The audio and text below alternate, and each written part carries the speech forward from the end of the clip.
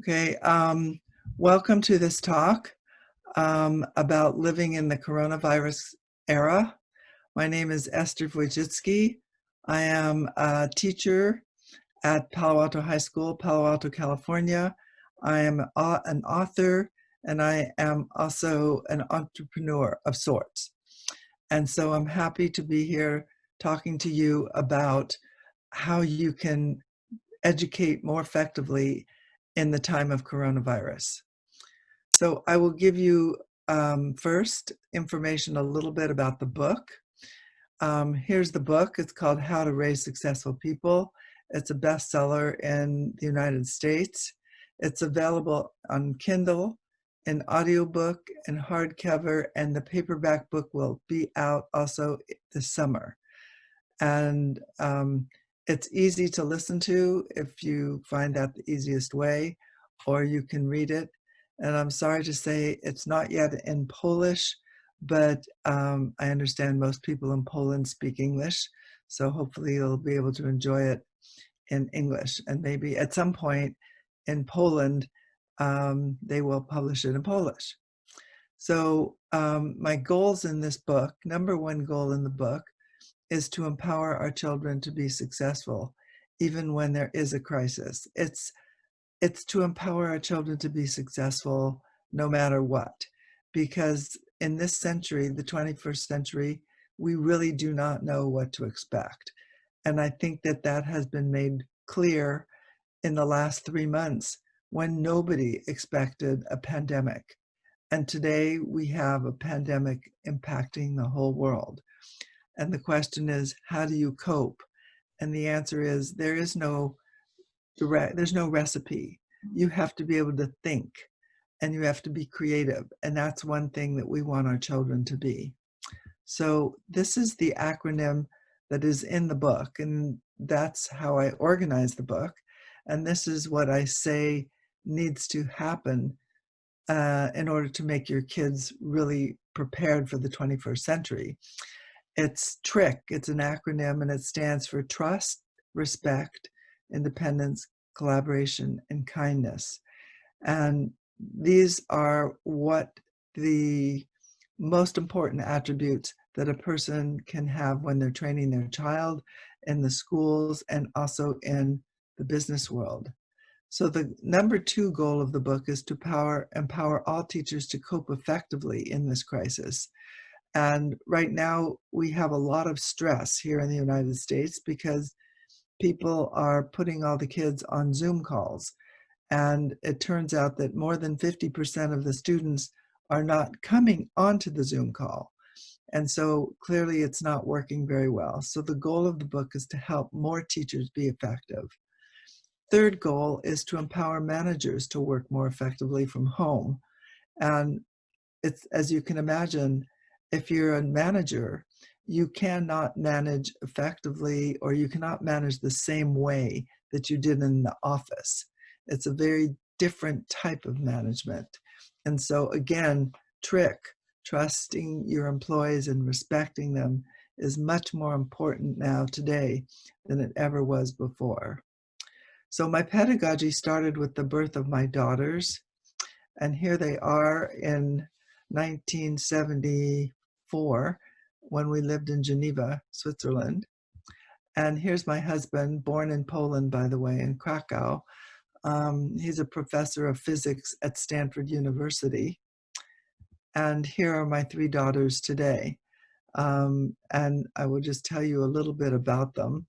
So Susan is the CEO of YouTube. And of course, I'm very proud of all 3 of them.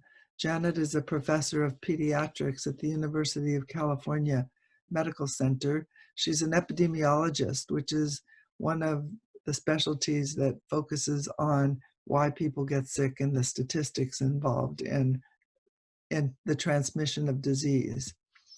And this is Anne.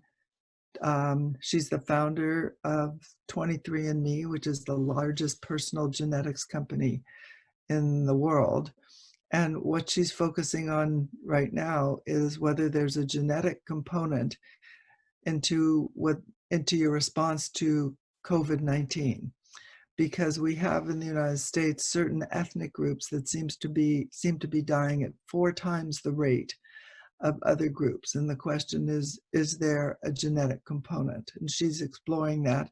She's actually giving away 10,000 tests to people who've had COVID-19 to try to understand if their genetics is different than other people who seem to get the disease and have nothing or almost no symptoms.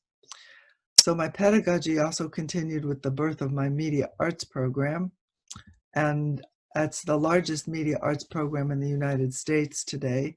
I have 10 publications, 700 plus students, and 6 other media arts teachers. And this is what it looks like today. There's a 25,000 square foot media arts center in Palo Alto. And the students produce newspapers, magazines, we're on television, radio, and podcasting. And so this is an example of the newspapers that the students produce. And the thing that's important to know that today the students are still producing this paper, which comes out in hard copy, because they're used to collaborating. And so now they're collaborating from home and they're organizing this themselves. And I mean, I'm invited to the Zoom meetings, but they run the Zoom meetings. And so their learning is still continuing in spite of the fact that they're at home. And my theory is that the reason they're learning so well is because they are empowered. They take the responsibility and they're not being told what to do. So here's another example of what the newspaper looks like. This inside page. And then this is another example. These pages have already come out. The new editions will be out in about 2 weeks. They did one on bursting the bubble. They know they live in Silicon Valley. This is another magazine. It's called C Magazine. They're also publishing. This is Verde magazine, and they're publishing this as an older copy about the Parkland shooting that took place, and they did a whole magazine saying enough is enough. This gun violence is terrible. And this is another issue. So this is all done by students who are in control of their learning. And that's one of the principles I talk about in the book, is when you let students have some control, they are then really engaged and interested in producing high quality work. This is a sports magazine. So this magazine, unfortunately, is not going to be coming out because their sports have stopped right now. There are no sports. But the goal is to trust them, respect their ideas, give them some independence, collaborate with them, don't dictate, and treat them with kindness. And so in the 20th century, last century, we needed standardization and obedience. That's what we were training students to do. And every student was coming out with hopefully the same skills. But today in the 21st century, what we need is critical thinking, creativity, communication, and collaboration. Those are the skills we should be teaching, and we can do that from home. We don't have to have the students necessarily be in class. However, they all have to have a computer, a device. So it would be great if the government could make sure that all students have a device and all students have access to internet, to Wi-Fi. And we don't need people who think like computers. We need people who have the skills computers will never have, which is empathy, compassion, respect, kindness, and creativity. These are the social emotional skills that are going to help us cope through this crisis.